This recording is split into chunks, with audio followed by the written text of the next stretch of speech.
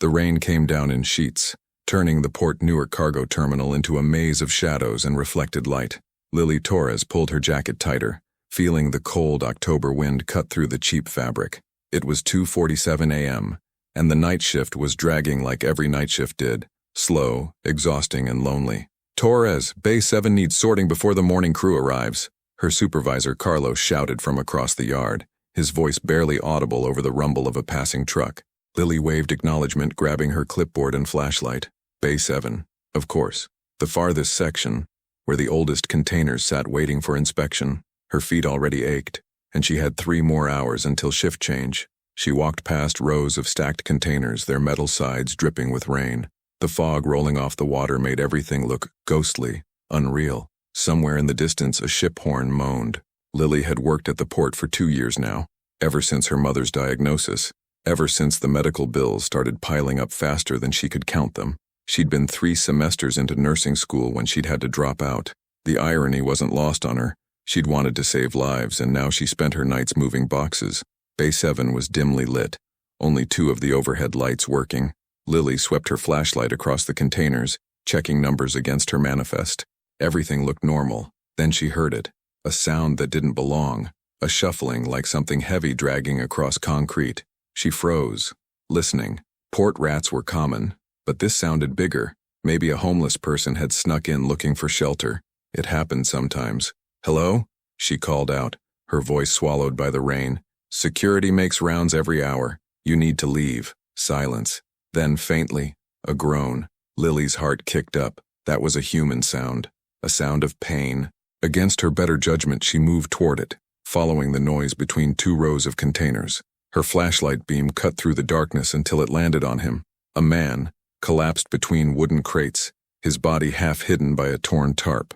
Blood pooled beneath him, dark and spreading. His suit, expensive she noticed even in her shock, was torn and soaked through. One hand pressed against his shoulder, trying to stem the bleeding.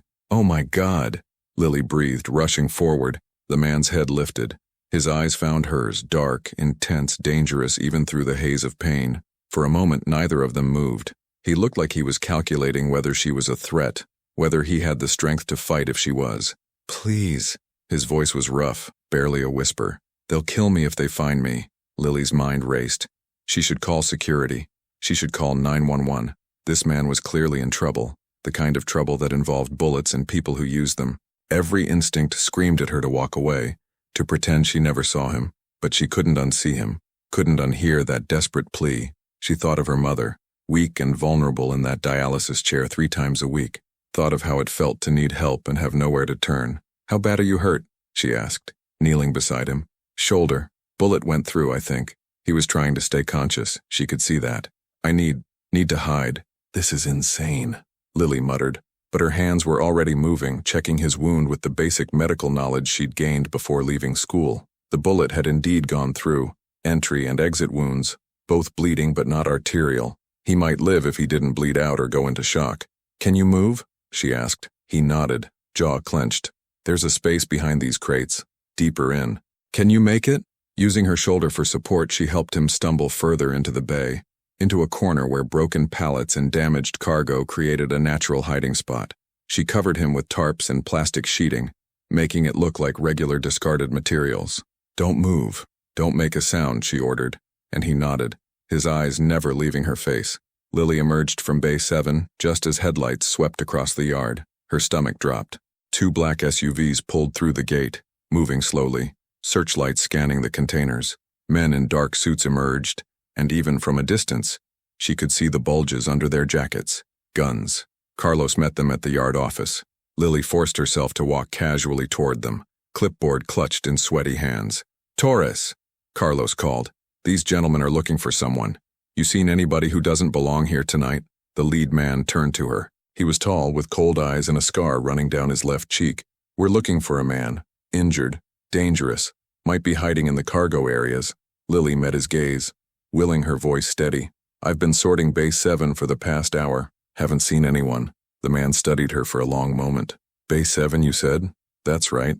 Nothing there but old containers and damaged goods. Mind if we check?" Her heart hammered. "Be my guest. But watch your step." Lots of loose cables and broken pallets back there. The men moved toward Base 7 with their flashlights. Lily stayed by Carlos, forcing herself not to watch, not to give anything away. Minutes stretched like hours. Finally, they emerged. Nothing, one of them reported. The scarred man looked frustrated. If you see anything unusual, you call this number. He handed Carlos a card. There's a reward for information. $10,000. Carlos's eyes widened. Lily felt sick. $10,000. That was more than she made in 6 months. The SUVs pulled away, but Lily noticed they left one vehicle parked near the main gate. They were watching, waiting. She finished her shift in a daze, going through the motions, checking her watch every few minutes. At 5:30 a.m., more men arrived, these ones with police. Her blood ran cold. We're looking for a fugitive, the officer explained to Carlos. Armed and extremely dangerous. They showed a photo on a phone. Lily looked. The man in the photo had a full beard, longer hair, different features. It wasn't the man she'd hidden. At least it didn't look like him. Haven't seen him, Carlos said, and the other workers shook their heads. But the police posted a guard at the main gate. Nobody in, nobody out without ID check.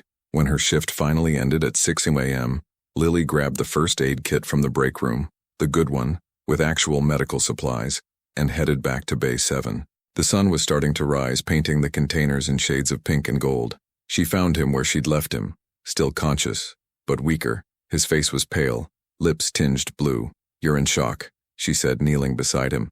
I need to treat this wound properly. Why are you helping me? He asked, his accent more pronounced now. Italian-American, she thought. Newark-born, probably. I don't know, Lily admitted, opening the first aid kit. Temporary insanity, maybe. She cleaned the wounds as best she could, using antiseptic and gauze. He didn't make a sound, but she felt his body tense with each touch. When she was done, she gave him 2 painkillers and a bottle of water she'd brought from the vending machine. I'm Marco, he said quietly. She almost laughed. That's not your real name. No, it's not. I'm Lily. Lily, he said it carefully like he was memorizing it. Thank you, Lily. Don't thank me yet. We need to get you out of here. There are police at the gate. He closed his eyes, thinking. What time do you leave? My shift ended 10 minutes ago, but I can't just walk out. They're checking everyone. Your car. Where is it? Employee lot. Past the gate. If you could get me to your car. He trailed off, leaving the question hanging. You want me to smuggle you out in my trunk? It wasn't a question. I wouldn't ask if I had any other choice. He opened his eyes and she saw something there beyond the danger, vulnerability, genuine fear. They'll kill me if they find me, and they might kill you too for helping me. Lily sat back on her heels, really looking at him for the first time. Beneath the blood and pain, she could see quality. The expensive suit, even torn. The Italian leather shoes, scuffed but custom-made. The watch he'd tried to hide under his sleeve, clearly worth thousands. His hands, even covered in blood and gunpowder residue, were well kept, manicured. This wasn't some street thug. This was someone important, someone powerful, someone very dangerous. She noticed the tattoo on his wrist, partially visible where his sleeve had torn. A symbol she didn't recognize, but it looked old world, traditional. Who are you really? She asked. He held her gaze. Someone who doesn't deserve your kindness. Something in the way he said it made her decision. Maybe it was exhaustion. Maybe it was that same reckless compassion that made her stop in the first place.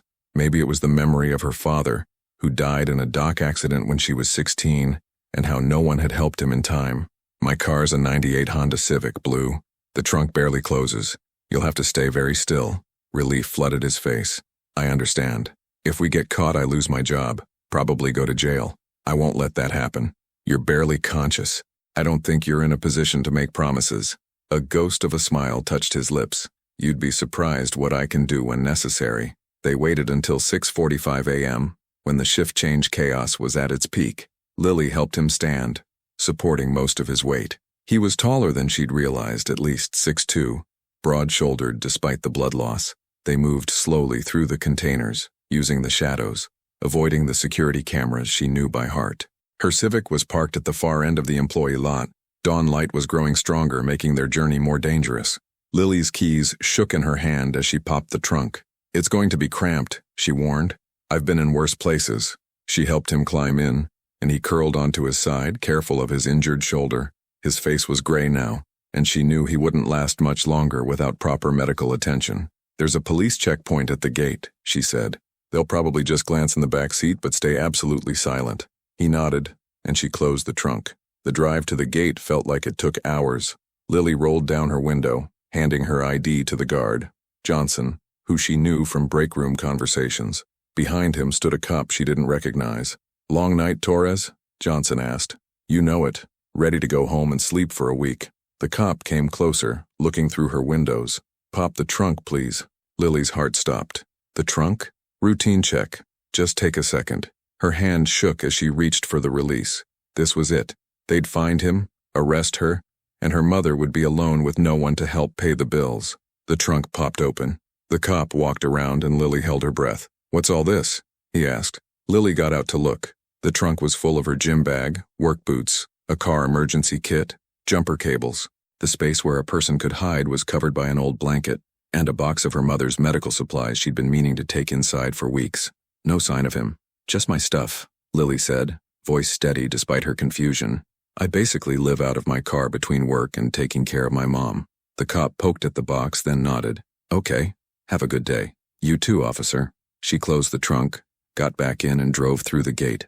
Only when she was 3 blocks away did she pull into an alley and pop the trunk again. He was there, somehow compressed into an impossible space behind the boxes, covered by the blanket. He'd made himself practically invisible. As she stared, he slowly unfolded, wincing with pain. "How did you practice?" he said simply. Lily laughed, a slightly hysterical sound. "You're insane. This is insane. Probably. But I'm alive because of you." He met her eyes. "Where are we going?"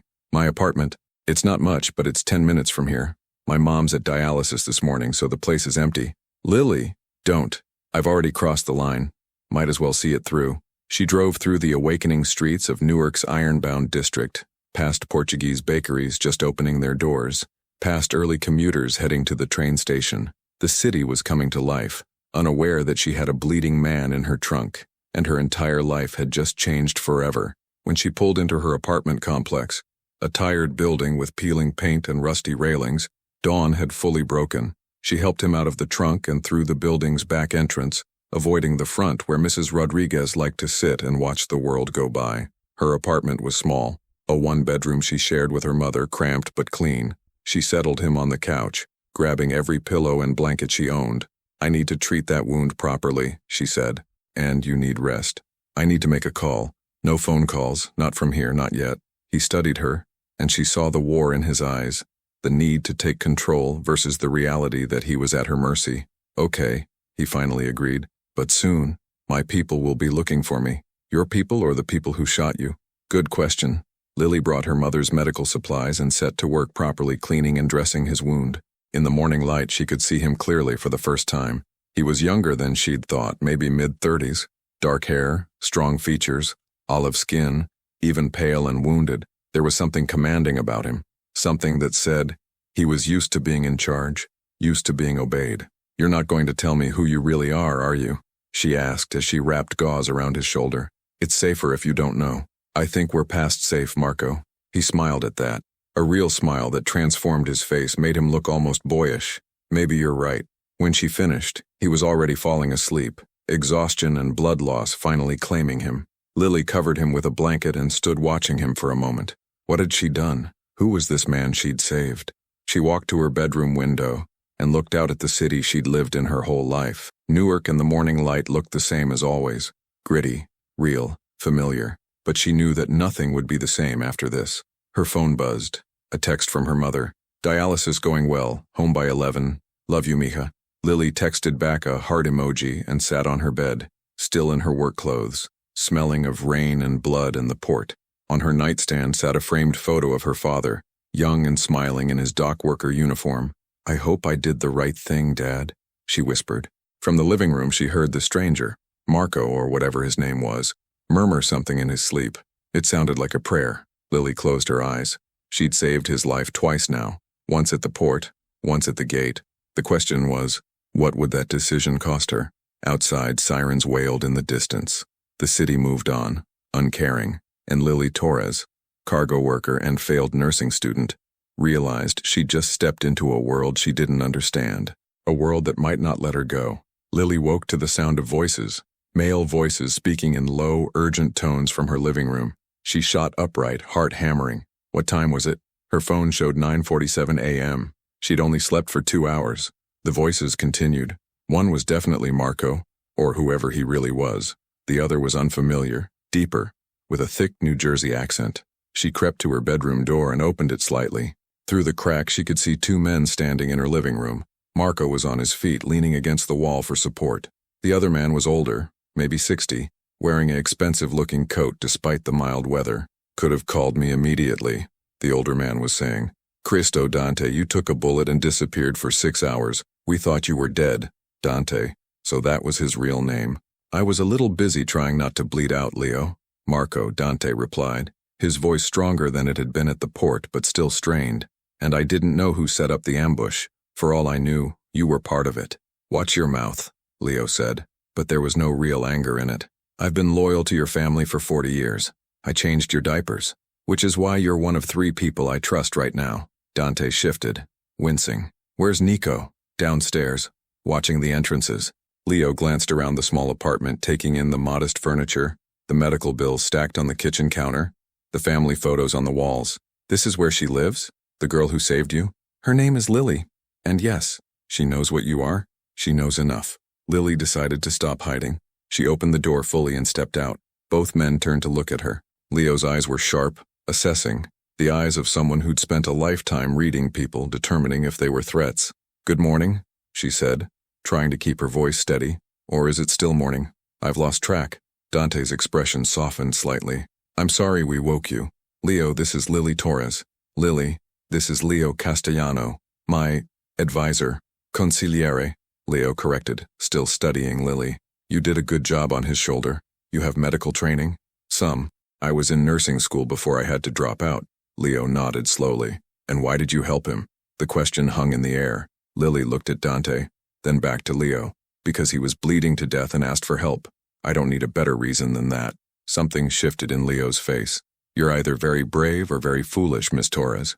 "Probably both," Lily admitted. "Look, I don't know what's going on here, and honestly, I'm not sure I want to know. But my mother comes home in an hour, and I need to figure out what to tell her about why there are strange men in our apartment." "Your mother?" Dante said. "She's at dialysis? 3 times a week. Kidney failure." Lily crossed her arms. "Why?" Dante exchanged a glance with Leo. "Because you can't stay here. It's not safe anymore." "What are you talking about?" "The people looking for me. They're thorough. They'll check security footage from the port, interview workers, follow every possible lead. Eventually, they'll connect you to my disappearance. When they do..." He trailed off, but the implication was clear. Lily's stomach dropped. No, I have a job. My mother needs me. I can't just disappear." "You won't be disappearing," Leo said gently. "You'll be protected. There's a difference." "Protected." Lily laughed, a sharp sound. "Is that what you call it when you kidnap someone?" "Nobody's kidnapping you," Dante said firmly. "But I owe you a debt. A life debt. And that means keeping you alive whether you like it or not."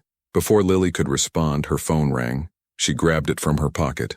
Her mother's number. "Mom? Is everything okay?" "Mija, I'm fine, but something strange happened." Sophia's voice was worried. "2 men came to the dialysis center asking questions about you. They said they were police, but they didn't show badges." The nurse turned them away. "But Lily, what's going on?" The room tilted. Lily grabbed the counter for support. "Mom, listen to me carefully. When you leave dialysis, don't come home. Go to Aunt Carmen's house. I'll explain everything later." "Lily, you're scaring me." "I know, and I'm sorry, but please, just do this for me. I'll call you in an hour." She hung up and turned on Dante and Leo. "They went to my mother's dialysis center. They threatened her." "They didn't threaten her," Leo said calmly. "They asked questions, but yes, they're moving faster than we expected." Lily felt rage building in her chest. "You brought this to my door. You put my mother in danger." "I know," Dante said, and there was genuine regret in his eyes. "And I'm going to fix it." Leo, arrange transport for Mrs. Torres. "The facility upstate. The one with the nephrology unit." "The private medical center?" Leo raised an eyebrow. "That's for... I don't care what it's for. Get her a room, a private nurse, the best doctor's money can buy, and security, round the clock." "Dante, that's going to raise questions." "Then let them ask questions." Dante's voice was hard now, commanding. "This woman saved my life. Her daughter saved my life. The least I can do is make sure they're both safe and her mother gets proper treatment." Lily stared at him. "I don't want your charity." "It's not charity," It's a debt. Dante met her eyes. In my world, debts are sacred. You saved my life twice, once at the port, once at the police checkpoint. I owe you more than money can repay. But money at least is a start. I don't understand your world, Lily said quietly. I know, and I'm sorry you're in it now. Leo pulled out his phone, making calls in Italian, his voice low and rapid. Lily sank onto the couch, trying to process everything. 12 hours ago, she'd been sorting containers. Now she was caught up in something that involved men with guns, safe houses, and private medical facilities. I need to know, she said to Dante. Who are you? Really? Dante hesitated, then sat down carefully beside her. Up close, in daylight, she could see the exhaustion in his face, the pain he was trying to hide. My name is Dante Morello. My family has been in Newark for 4 generations. We run businesses, some legitimate, some not. You're in the Mafia. He didn't flinch from the word. That's what people call it, yes. And someone tried to kill you. My cousin, Sal Russo, my underboss. He made a deal with a rival family, thought he could take over my territory. Dante's jaw tightened. He's wrong. How many people are looking for you right now? Sal's people, maybe 50 men. The Gambini family he made the deal with. Another 100, plus whoever on the commission decided to sanction this. The commission? Think of it as a board of directors for organized crime in the region. 5 families, all with equal votes on major decisions. Dante looked at his hands. Someone voted to allow Sal's play. I need to find out who. Lily absorbed this. And what happens when you do? There will be consequences.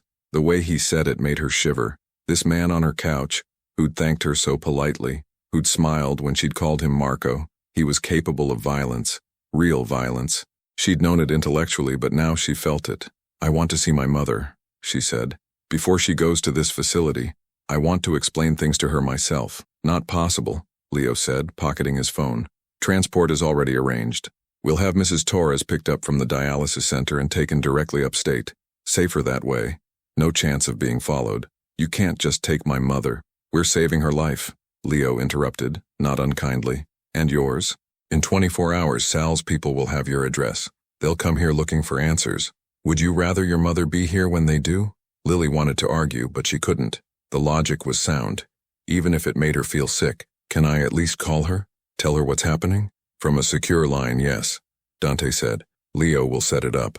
The next hour passed in a blur. Leo made more calls, speaking in Italian and English, arranging things with the efficiency of someone who'd done this before. A doctor arrived, an older Italian man who examined Dante's wound, changed the dressing, and left antibiotics and pain medication without asking a single question. Lily called her mother from Leo's phone, trying to explain without explaining too much. Yes, she'd help someone. Yes, there were complications.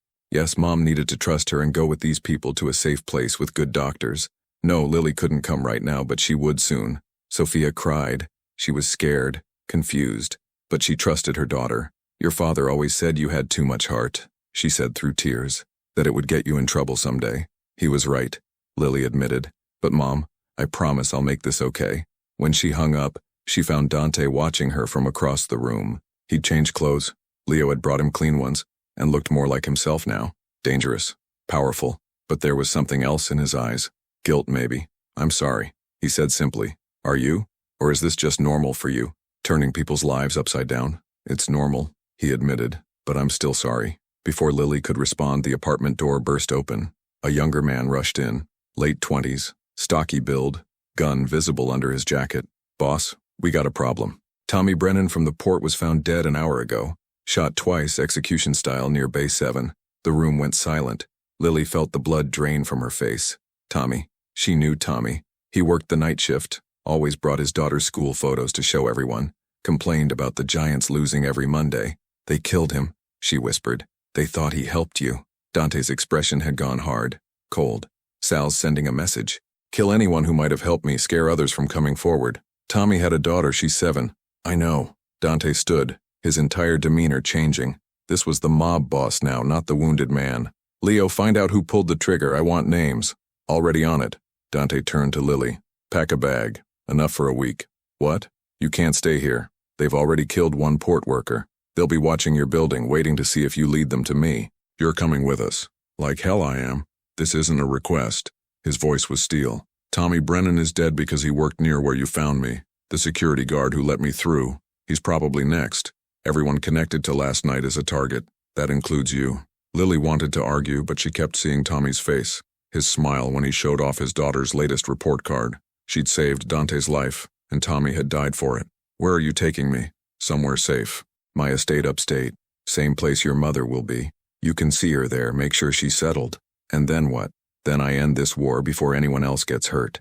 Lily looked around her small apartment, at her father's photo on the shelf, at her mother's knitting project on the chair, at the life she'd built from nothing after her father died, and her dreams of nursing school collapsed.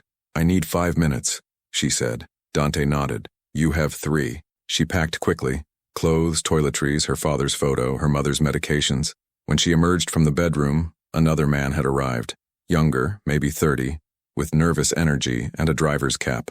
Nico, this is Lily, Dante introduced. She's under my protection. Anyone touches her, they answer to me personally. Nico nodded seriously. Understood, boss.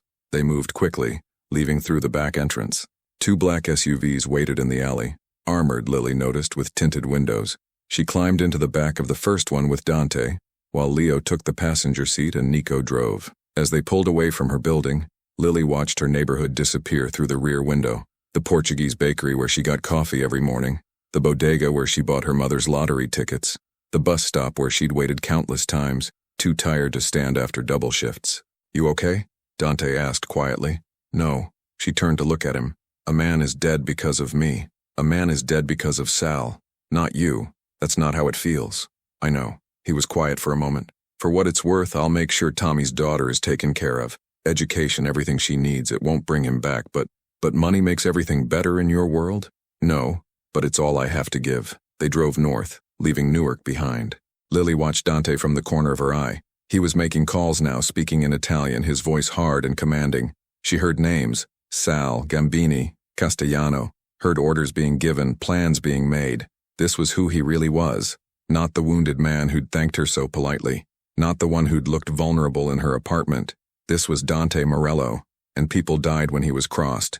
She'd saved a killer's life. The question was, what would that make her? The SUV merged onto the highway, heading north toward Tuxedo Park and whatever waited there.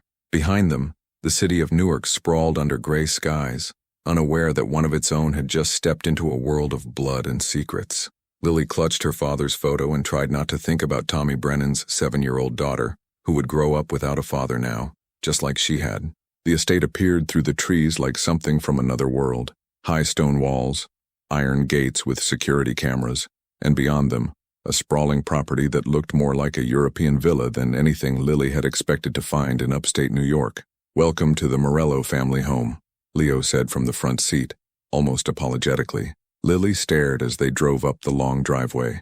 Manicured gardens stretched in every direction, despite the late autumn season. A fountain stood in the circular drive, water still flowing even in October. The main house was 3 stories of limestone and glass, with wings extending on either side. How many people live here? She asked. Just me most of the time, Dante answered.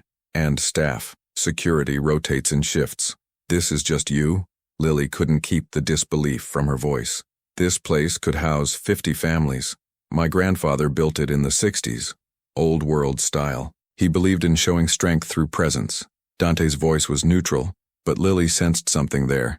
A complicated relationship with the legacy he'd inherited. The SUV stopped at the main entrance. 2 men in suits immediately approached, opening doors. They greeted Dante with respect tinged with relief. Their boss was alive, wounded but standing. Lily saw him straighten despite the pain, put on the mask of command. Inside was just as impressive. Marble floors, crystal chandeliers, artwork that looked original and expensive. But there was something else too. A coldness, an emptiness. Beautiful, but unlived in. Miss Torres, I'll show you to your room, a woman said, appearing from a side hallway. She was 50-ish, professional with kind eyes. I'm Maria, the house manager. I want to see my mother first, Lily said firmly. Dante nodded. Of course. Maria, take her to the medical wing. They walked through hallways that seemed to go on forever, past rooms Lily only glimpsed. A library, a formal dining room, what looked like a home office with multiple screens showing security feeds.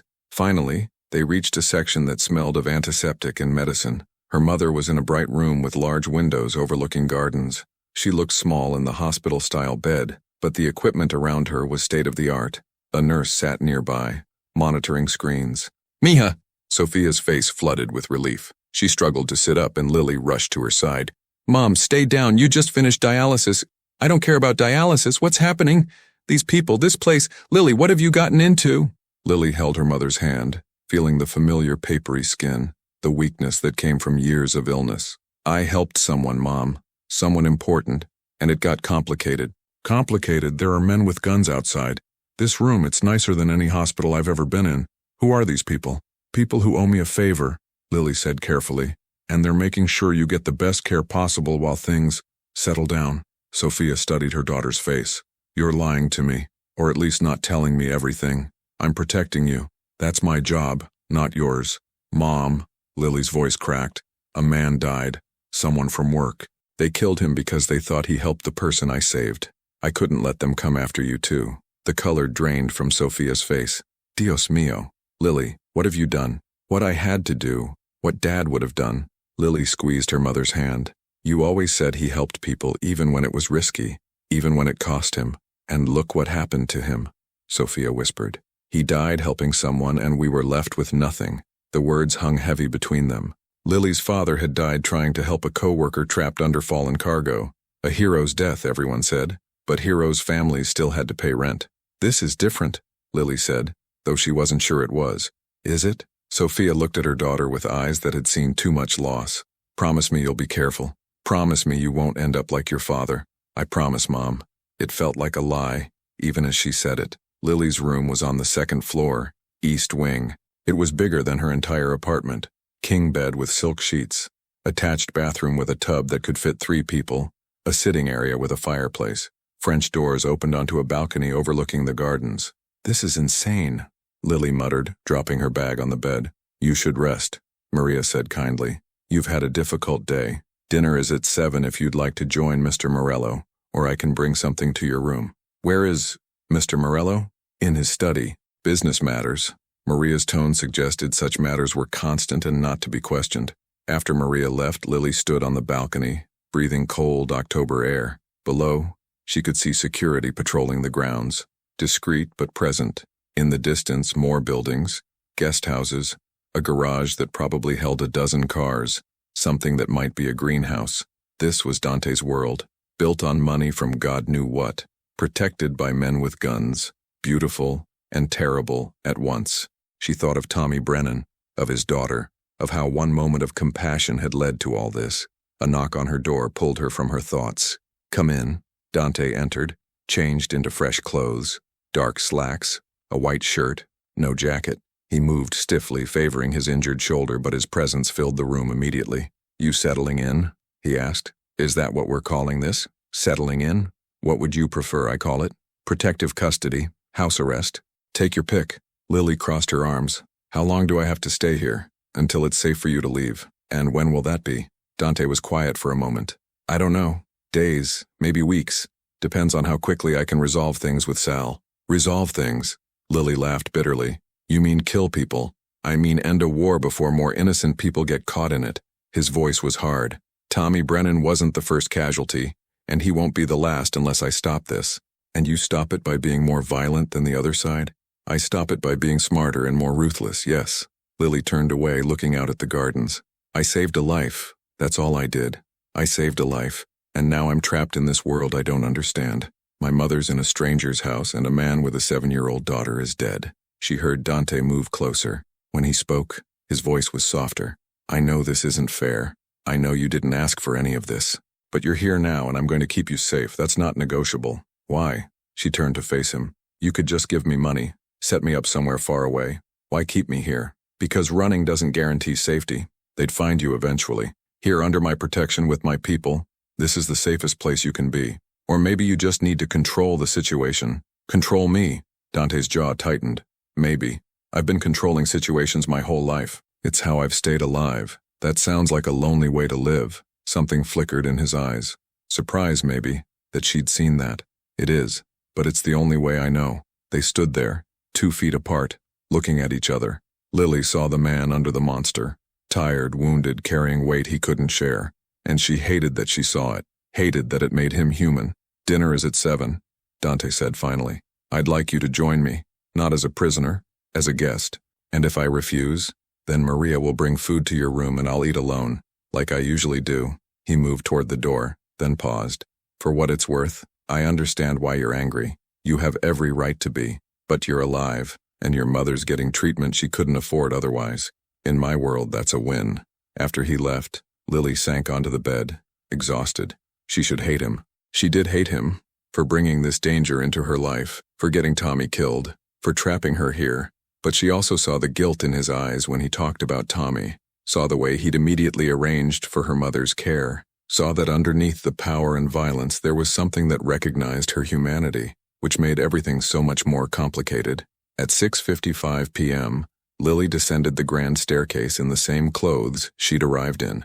She hadn't brought anything fancy. Why would she? She was a cargo worker, not someone who attended formal dinners. Maria met her at the bottom. "Mr. Morello is in the small dining room. This way." The small dining room could still seat 12 people, but only 2 places were set, at one end of a long mahogany table. Dante was already there, standing when she entered, a gesture of old-world courtesy that seemed at odds with everything else about him. "Thank you for coming," he said. "Seemed rude to refuse after you asked." Lily sat and he did the same. Wine was poured, expensive probably, though Lily couldn't tell the difference. Food was served by silent staff, roasted chicken, vegetables, pasta with some kind of cream sauce. It was delicious and felt completely surreal. "Do you always eat like this?" Lily asked. "Usually I eat in my study, working." Dante cut his chicken one-handed, his injured shoulder making the motion awkward. "My grandfather insisted on formal dinners every night, said it separated us from animals. I stopped after he died." "When was that?" 5 years ago. He had a stroke, quick, relatively painless. He was 83 and still running most of the family business." Dante smiled slightly. He would have hated dying in bed, wanted to go out in a blaze of glory. "And you took over?" "I'd been groomed for it since I was 15. When my father died, car accident they said, though we all knew it was a hit, my grandfather made sure I understood what our life meant, the responsibility, the cost." Lily sipped her wine. "Do you ever wish you could be something else?" The question seemed to surprise him. "Like what?" "I don't know. Normal. Someone who doesn't have to worry about people trying to kill him." Dante was quiet, considering. "When I was a kid, I wanted to be a botanist. Loved plants, growing things. My grandfather said it was a waste of time, that I had more important things to learn. But I still keep the greenhouse. Grow olive trees, like my great-grandfather did in Sicily. Olive trees. In New York. It's challenging. Wrong climate. But with the right care, they survive." He met her eyes. "Stubbornness runs in my family. Despite everything." Lily almost smiled. "I wanted to be a nurse, help people. Then my dad died, and the money ran out, and..." She shrugged. "Life happened. You still helped people. You helped me. And look where that got me. You're eating better than you probably have in months." Dante pointed out. "Your mother's getting treatment that would cost thousands a day. You're safe. Could be worse. Could be better. I could be in my own home, working my job, living my life. That life would have killed you from exhaustion in 10 years. Dante's voice was matter-of-fact. "Working 60-hour weeks, barely making rent, watching your mother decline because you can't afford proper treatment. That's not living. That's surviving. At least it was my choice. Was it? Or was it the only option you had?" Lily put down her fork. "What are you saying?" "I'm saying that sometimes fate puts us on a different path. You saved my life. That means something in my world. It creates a bond, a responsibility. I owe you more than just keeping you safe for a few weeks. I don't want to owe you anything. Too late. The debt exists whether you accept it or not." Dante leaned back, studying her. "What would you do if money wasn't an issue? If you could go back to school? Finish your nursing degree? That's not reality. Humor me." Lily thought about it, about the dreams she'd packed away with her textbooks. "I'd finish the program, get certified, maybe work in a hospital at first, learn everything. Then, I always thought about community nursing. Working in neighborhoods like mine where people can't afford regular care. Make a real difference." "Noble," Dante said, and he didn't sound sarcastic. "Impossible, you mean? Why?" "I could arrange for you to return to school, pay tuition, cover expenses. Your mother would continue to receive treatment here until she's stable enough to live independently. You'd have time to focus on your education." Lily stared at him. "Why would you do that?" "Because I owe you a debt. Because you deserve better than sorting cargo until your back gives out. Because..." He paused. "Because I can." This is guilt talking. About Tommy. Maybe. Does that make the offer less real? Lily wanted to refuse, wanted to throw his money back in his face and tell him she didn't need his criminal charity. But she thought of her mother, of the exhaustion that never went away, of 3 more years of textbooks she couldn't afford. "I'll think about it," she said quietly. They finished dinner mostly in silence.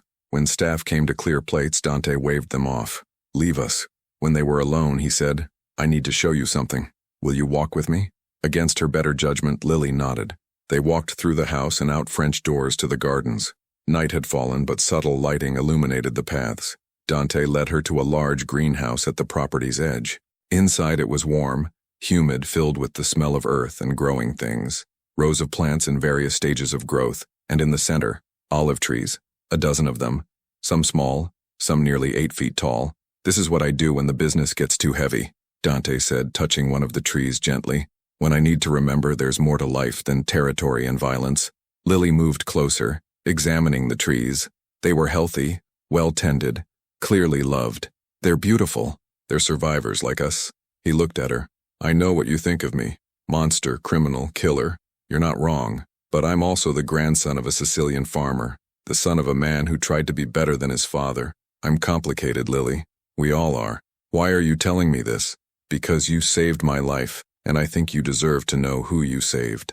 He moved to a workbench, picked up pruning shears. "In my world, trust is rare. So is genuine kindness. What you did at the port, that wasn't calculated, it was human. I haven't seen much humanity in a long time." Before Lily could respond, his phone buzzed. He looked at it, and his entire demeanor changed, the softness vanishing, replaced by steel. "What is it?" she asked. "Sal's making a move. They found Leo's location. He was already moving toward the door, texting rapidly. I need to—" The explosion was distant but unmistakable. A flash of light from the direction of the main house, then the sound. A deep boom that shook the greenhouse windows. Dante grabbed Lily's arm. "Stay behind me." They ran toward the house. Smoke was rising from the east wing, her room. If she'd been in there. Men were pouring from the house and security stations. Dante's people, armed, organized despite the chaos. Nico appeared, breathing hard. "Boss, it was a drone. Small explosive, targeted your guest's room. They knew which one." "Casualties?" Dante's voice was ice. "Maria was nearby. Shrapnel wounds, but she'll live. The room's destroyed." Dante turned to Lily. His hand still gripped her arm, and she realized he was shaking. With rage or fear, she couldn't tell. "They just tried to kill you," he said, his voice low and dangerous. "Not me. You. They're sending a message," Leo said, appearing from the chaos. Blood ran down his face from a cut on his forehead. "They're saying nobody is safe. Not even civilians under your protection." Dante's eyes went cold in a way that made Lily's blood freeze. This was the man who commanded fear. This was the killer. "Get her to the panic room," he ordered. "Full security detail. No one in or out without my authorization." Dante and Lily started. "Not now." He looked at her, and she saw something she hadn't expected. Genuine fear. "They just tried to murder you in my house. Under my protection. That means war." As Nico led her away, Lily looked back once. Dante stood silhouetted against the flames, surrounded by armed men, looking every inch the crime lord he was, and she realized. She'd crossed a line tonight. Not when she'd saved him at the port, not when she'd agreed to come here. She'd crossed it when someone tried to kill her, and her first instinct had been to trust Dante Morello to keep her safe. God help her. But she did trust him, even though she shouldn't. The panic room was underground, accessed through a hidden door in Dante's study, reinforced steel walls, independent air supply, enough food and water for 2 weeks. Lily sat on a cot, wrapped in a blanket someone had given her, trying to process that someone had just tried to kill her. Her room was gone. If she'd been sleeping, if she'd decided to skip dinner. The door opened with a hydraulic hiss. Dante entered, and Lily noticed immediately. He was wearing a bulletproof vest over his shirt, and there was a gun holstered at his side. She'd never seen him armed before. "How's your mother?" she asked immediately. "Moved to a secure location. Different property 40 miles from here. She's safe." He sat across from her, exhaustion evident in every line of his body. "I'm sorry, Lily. This should never have happened. You said that before, and I'll keep saying it until it's true." He leaned forward, elbows on his knees. "Sal just declared open war. He bombed my home, tried to kill someone under my protection. The commission can't ignore this. What happens now? I call a meeting. Present evidence of Sal's betrayal. Force them to choose sides." Dante's voice was cold, calculated. "And then I end this. By killing him. By doing what's necessary. He met her eyes. I know you don't understand this world, but in my world, there are rules. Sacred rules. You don't betray family, you don't harm civilians, you don't attack someone's home. Sal broke all three tonight. He's a dead man walking, he just doesn't know it yet. Lily pulled the blanket tighter. When you say you need to call a meeting, where would that be? Neutral ground. There's an old Italian social club in the Bronx. Been there since the 40s. When the commission meets, it's there. And you want me to come with you? Dante looked surprised. Absolutely not. It's too dangerous. More dangerous than staying here? They found me once, they can find me again. Lily stood, letting the blanket fall. You said I'm under your protection. That means I'm part of this now, whether I like it or not. I deserve to see how it ends. Lily, you said I saved your life. That created a bond. Well, bonds go both ways. You kept me alive tonight. I watched your men risk themselves to protect me. I'm not going to hide in a hole while you settle this. Something shifted in Dante's expression. Respect, maybe. You're braver than most of my soldiers. I'm terrified, but I'm also tired of being treated like I'm helpless. Dante studied her for a long moment. If you come, you stay in the car. Armed guard, armored vehicle. You don't enter the building. The moment things go wrong, and they will go wrong, you're gone. Understood? Understood. He stood, and for a moment they were very close in the small room. Lily could see the stubble on his jaw, the exhaustion around his eyes, the way his injured shoulder made him hold himself differently. Why did you help me that night? He asked quietly. The real reason? Lily thought about it. My father died trying to help someone, a co-worker trapped under cargo. He could have waited for equipment, for safety protocols, but he didn't. He acted. She met Dante's eyes. Everyone said he was a hero, but my mother and I, we were just left behind drowning in bills and grief. For years I resented him for that choice, for choosing a stranger over us. And now I understand him a little better. Sometimes you see someone who needs help and you can't walk away, even if it costs you everything. She paused.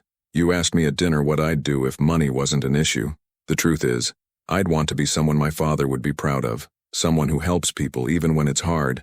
Dante reached out, his hand cupping her face gently. He would be proud of you. What you did, saving me, protecting your mother, surviving all this. That takes courage most people don't have. Lily's breath caught. This close, she could see past the crime lord to the man, the one who grew olive trees and missed his mother, who'd built walls to survive his world, but still remembered what it felt like to be human. Don't, she whispered. Don't make me care about you. Too late, he said softly. I already care about you, and in my world, that's the most dangerous thing possible. The moment stretched between them, heavy with possibility. Then Dante stepped back, the walls slamming back into place. The meeting is tomorrow night. Get some rest. It's going to be a long day. The next evening, Lily was dressed in clothes Maria had found for her. Dark pants, a simple black sweater, boots. Practical, unremarkable. She watched from a window as the sun set over the estate, casting everything in gold and shadow. Her mother had called earlier from the secure location. Sophia was frightened, confused, but the doctors there were excellent. Her kidney function was improving with the better equipment and medication. Small miracles in the midst of chaos. You look like you're going to a funeral, Leo said from behind her. Lily turned. The older man had a bandage on his forehead from the explosion, but otherwise looked composed. Maybe I am. Dante's told you the plan? Stay in the car, armed guard. Leave if things go bad. Not much of a plan. Leo smiled slightly. In our world, that's about as good as plans get. He moved to stand beside her, looking out at the gardens. He cares about you, you know, more than he should. I'm a complication he didn't ask for. You're the first real thing he's cared about in years. Leo's voice was gentle. I've known Dante since he was born, watched his father die, helped his grandfather raise him. This life, it destroys the things we love, makes us hard because soft gets you killed. But you remind him there's another way to be. I'm not trying to change him. I know. That's why it's working. Leo looked at her. Whatever happens tonight, know that he'll do everything to keep you safe, even if it costs him. That's what I'm afraid of, Lily admitted. They left at 8 p.m., 3 armored SUVs in convoy. Dante rode in the lead vehicle with Leo and 4 guards. Lily was in the second car with Nico and 2 others, all armed, all watching the streets like predators. The drive to the Bronx took 90 minutes through evening traffic. They passed through neighborhoods Lily recognized, working-class areas like her own, where people struggled and survived and didn't ask too many questions about the men in expensive suits who sometimes appeared. The Italian social club was unassuming. a brick building wedged between a bodega and a laundromat with a faded sign reading Società di San Gennaro, but the street around it had been blocked off, and men in suits stood at every corner. This was neutral ground, protected by tradition and force. "Stay here," Nico ordered as the convoy stopped half a block away. "Engine running, doors locked. Anything happens, we leave immediately." Through the tinted windows, Lily watched Dante emerge from the lead vehicle. He'd changed into a dark suit, looking every inch the boss, commanding, dangerous, in control, but she saw the slight stiffness in his shoulder, the careful way he moved. He was still wounded, still vulnerable, and walking into a room full of people who might want him dead. Other cars arrived. Older men in expensive suits, surrounded by guards. These were the other bosses, the commission. Lily counted 5 groups, each keeping careful distance from the others. Centuries of tradition and violence between them, held in check by protocol. The last car to arrive was a black Mercedes. When the door opened, a man emerged who looked eerily like Dante. Same build, similar features, but with harder eyes and a cruel smile. "Sal," Nico muttered. "That bastard has the nerve to show up." Lily watched as Sal approached the building with his guards. He saw Dante and called out something she couldn't hear. Whatever it was made Dante's jaw tighten. Sal laughed and entered the building. "This is going to get bloody," one of the guards said quietly. Minutes stretched into an hour. Lily watched the street, the guards at corners, the lights in the building's second floor where the meeting was happening. What were they talking about up there? Was Dante presenting his evidence? Were they listening? Her phone buzzed. A text from an unknown number. "Tell Dante we have his consigliere. He walks out of that building, Leo dies." Lily's blood went cold. "Nico." Gunfire erupted from inside the building. Not pistols, automatic weapons, the sound unmistakable even through the walls. People on the street scattered. The guards at corners pulled weapons. "Go, go, go," Nico shouted at the driver. "Wait, Dante's still in there, and we have orders to get you out if shooting starts." The SUV began to move, but Lily saw them. Men emerging from the laundromat and bodega, armed, moving toward the social club. This was an ambush. Sal had planned this. "They're going to kill everyone in there," Lily said. "We have to warn." The driver's window exploded. He slumped forward and the SUV swerved, crashing into a parked car. Nico fired back through the broken window, shouting orders. The other guard pulled Lily down, covering her with his body. More gunfire. Screaming. Chaos. Then the door beside Lily was wrenched open. Hands grabbed her, dragging her from the vehicle. She fought, but someone hit her hard across the face, and stars exploded in her vision. When her head cleared, she was being pulled down an alley, away from the fight. 2 men held her arms. A third walked ahead. She recognized him from photos Dante had shown her. One of Sal's captains. "Boss wants her alive," the captain said into a phone. "Yeah, we got her, meeting you at the warehouse." They threw her into a van. One of them zip-tied her hands while another held a gun to her head. The van started moving and Lily realized with sick certainty where they were going. Back to Newark. Back to the port. Full circle to where this had all begun. The warehouse was abandoned. Windows broken. Graffiti covering the walls. They dragged Lily inside and zip-tied her to a metal chair in the center of the empty space. Moonlight streamed through holes in the roof. Sal arrived 20 minutes later, suit splattered with blood. He walked around Lily slowly, studying her like she was a specimen. "So you're the girl who started all this," he said. His voice was smooth, educated. "Lily Torres, cargo worker, failed nursing student, living in poverty until my cousin decided to play hero. I just helped someone who was hurt," Lily said, trying to keep her voice steady. "You helped the wrong person." Sal crouched in front of her. "You know what Dante's weakness has always been? He thinks loyalty matters. That honor matters. But this world, our world, it's about power. The strong survive, the weak die. Dante's too soft, too stuck in the old ways. You betrayed your family. I saved it from a weak leader." Sal stood. "And now I'll use you to finish the job. Dante will come for you, he's probably already on his way. And when he walks through that door, my men will kill him. You'll watch him die, knowing you're the reason." Lily's mind raced. She needed to stall, needed to find a way out. "The commission won't accept this. You attacked neutral ground. The commission is dead. Most of them, anyway. The ones who sided with Dante died in that building tonight. The smart ones, they'll fall in line once I prove Dante's finished. You're insane." Sal's smile was cold. "I'm ambitious, there's a difference." He walked away, speaking in Italian to his men. Lily counted 6 of them, all armed. Even if she got free of the zip ties, she had no chance against 6 armed men. But she had to try. She worked at the plastic binding her wrists, feeling it cut into her skin. The chair was metal, bolted to the floor. No way to break it. Think. There had to be something. Footsteps echoed outside. Sal's men tensed, weapons raised. The warehouse door opened slowly. Dante walked in alone, hands visible, no weapon drawn, but Lily could see others in the shadows behind him, his men, waiting. Sal, Dante said calmly, this is between us. Let her go. Why would I do that? She's leverage. Sal gestured and two of his men moved to flank Lily, guns pointed at her head. You walk another step, she dies. Dante stopped. In the dim light, Lily could see his face. Controlled, calculating, but his eyes found hers and something passed between them. Trust me, those eyes said. You broke the rules, Dante said. Attacked the commission meeting. Killed 3 bosses. The families won't stand for that. The families will stand for whoever has the most power. And right now, that's me. Is it? Dante's voice was ice. Because I see 6 men with guns, but I see fear in your eyes. You know you've already lost. Sal's composure cracked. I haven't lost anything. I'm taking what should have been mine from the beginning. Lily saw it before Sal did. One of his own men raising his gun, aiming not at Dante but at Sal. The man fired twice. Sal stumbled backward, shock on his face. You! Sal gasped, looking at his own soldier.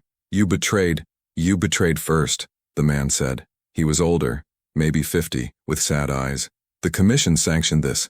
You're done, Sal. Chaos erupted. The other men who'd been guarding Lily suddenly turned their guns on Sal's remaining loyal soldiers. Dante's men flooded in from outside. It was coordinated, planned, a trap within a trap.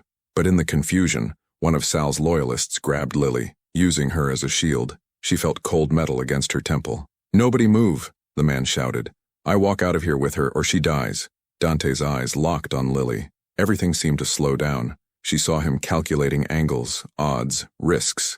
Saw the moment he decided her life was worth more than caution. He moved like lightning, drawing a gun she hadn't seen and firing in one smooth motion. The man holding Lily screamed, his gun hand exploding in blood. He released her, stumbling back. Lily threw herself sideways, the chair crashing with her. Bullets flew over her head. She heard shouting, more gunfire, then silence. Strong hands lifted her, cutting the zip ties. Dante pulled her against him, checking for injuries. Are you hurt? Lily, look at me. Are you hurt? I'm okay, she managed. I'm okay. Around them, Sal's men were either dead or surrendering. Sal himself lay in a spreading pool of blood, still breathing but barely. The man who'd betrayed him stood over him. Marco Giordano, Dante said to the man, you honored your family's oath. Sal forgot what honor meant, Marco said quietly. My father served your grandfather for 40 years. I couldn't let that legacy die with a traitor. Dante nodded respect, then turned back to Lily. His hands were shaking as he touched her face, checking the bruise forming where she'd been hit. You shouldn't have been here. This wasn't supposed to. I know. Lily grabbed his hands, stilling them. But I am here, and I'm alive. We both are. Sal coughed blood, trying to speak. Dante walked over, kneeling beside his cousin. Lily couldn't hear what was said between them, but she saw Sal's eyes widen, then close for the last time. When Dante stood, his face was empty of expression. It's done. They returned to the estate at dawn. Police sirens had filled the Bronx, but by the time authorities arrived, the warehouse was empty except for bodies. Dante's people had cleaned the scene with practiced efficiency. Lily sat in the back of the SUV, wrapped in Dante's jacket, watching the sun rise over the Hudson. She'd killed someone tonight. Not directly, but she'd been the reason. The bait in a trap. Tommy Brennan, the commission bosses, Sal and his men. How many dead because she'd helped a wounded stranger? What are you thinking? Dante asked quietly. That I don't recognize myself anymore, Lily admitted. 3 days ago I was sorting cargo. Now I've watched people die, been kidnapped, used as bait. Who am I? You're someone who survived. Dante took her hand. You're someone brave enough to help a stranger and strong enough to live with the consequences. That's who you are. What happens now? The commission will need to reorganize. There'll be a period of negotiation establishing new territories. But the war's over. Sal's dead. His supporters scattered. You're safe now. You and your mother both. And us? Lily looked at him. What are we? Dante was quiet for a long moment. I don't know. In my world, caring about someone is a weakness. It makes you vulnerable. But I can't make myself stop caring about you. Even though it's dangerous? Especially because it's dangerous. He touched her face gently. You deserve better than this life, Lily. Better than me. Stop telling me what I deserve. Let me decide that for myself. They arrived at the estate to find Leo alive and well. He'd been secured by loyalists, never in real danger. It had all been part of the plan, using the threat to draw out Sal's people. Lily should have been angry at the manipulation, but she was too tired. Her mother was brought back that afternoon. Sophia took one look at her daughter's bruised face and pulled her into a fierce hug. "No more," she whispered. "No more saving people, Mija. Promise me." Lily couldn't promise that. Wouldn't. 2 weeks later, Lily stood in her newly renovated apartment. Dante had insisted on paying for repairs. New security, better locks, reinforced doors. Her mother's dialysis bills were covered for the next year at minimum. A college acceptance letter sat on the counter. Nursing school full scholarship starting in January. Everything was different. Everything was the same. Lily's phone rang. Dante's number. "Hi," she answered. "Hi." His voice was warm, careful. "How are you settling in?" "It's strange. Being home feels too quiet." "I know the feeling." A pause. "I'm in the neighborhood. Can I see you?" 20 minutes later, he stood in her doorway, looking different without the suits. Jeans, a leather jacket, almost normal, but she still saw the danger in him, the power held in check. "Come in," she said. They sat on her couch, the same couch where she'd treated his wounds that first morning. It felt like years ago. "I'm going back to school," Lily said. "Starting in January. Nursing program, full-time." "Good. You'll be amazing at it. And I'm going to keep working at the port part-time. I talked to Carlos. They're moving me to day shift office work. Safer." Dante nodded. "And us?" "I don't know," Lily admitted. "I care about you. But your world, it's violent and dangerous, and I've seen what it does to people. I don't know if I can live in that." "I understand." Dante stood to leave, and Lily saw the pain he was trying to hide. "Wait." She stood too. "I didn't say no. I said I don't know. There's a difference." Hope flickered in his eyes. "What are you saying?" "I'm saying, let's try. Carefully. You stay in your world. I stay in mine. But maybe we can find a way to meet in the middle sometimes. Like tonight?" "Like tonight." Dante pulled her close, and when they kissed, it was desperate and gentle and real. Two people from different worlds trying to find common ground. When he left an hour later, Lily stood at her window watching him drive away. She didn't know if this could work. Didn't know if love could survive the distance between a crime boss and a nursing student, but she knew she wanted to try. 3 months later, Lily sat in her nursing school classroom, taking notes on trauma care. Her phone buzzed. A text from Dante. "Dinner tonight? That Portuguese place you like?" She smiled and typed back, "Pick me up at 7. Outside the window, Newark hummed with life. The port cranes moved against the sky. People lived and worked and struggled and survived. And somewhere in the middle of it all, Lily Torres had found something she'd never expected. Not just someone to save, someone who'd saved her right back.